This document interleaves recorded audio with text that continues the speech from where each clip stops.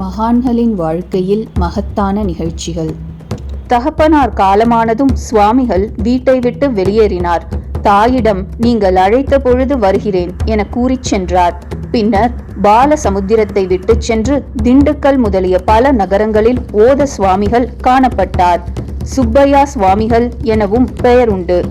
சுவாமிகளின் அன்னையார் தனது பிறந்த ஊரான வத்தலகுண்டுவிலும் புகுந்த ஊரான பாலசமுத்திரத்திலும் மாறி மாறி வசித்து வந்தார்.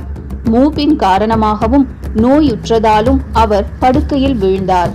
சுவாமிகளின் அன்னையார் சுப்பையா என்று தன்னையறியாமல் கூப்பிட்டார். அப்பொழுது எங்கோ தொலைவில் வேறு ஊரில் ஐயன் குளத்தில் நீராடி கொண்டிருந்த சுவாமிகள் அன்னையின் முன் வத்தலகுண்டுவில் தோன்றினார். அவரை சுவாமிகள் தம் மடிமேல் கிடத்திக் கொண்டார். சாம வேத மந்திரங்களை கூறினார். எல்லாம் ஓதாமலே உணர்ந்தவர் ஓத சுவாமிகள். அம்மா, கைலாயம் போகிறீர்களா என்று அன்னையை கேட்டார். ஆஹா, மகிழ்வோடப்பா என்று அவர் பதிலளித்தார். உடனே அவ்வம்மையாரின் முன் ரதம் ஒன்று தோன்றியது. இது தாய் மகன் இருவருக்கு மட்டுமே தெரிந்தது. ரதத்தில் இருந்த சிவதூதர்களிடம் மிக கவனமாக என் அன்னையை கைலாயத்திற்கு அழைத்துச் செல்லுங்கள் என்றார். அன்னையார் முக்தி பெற்றார்.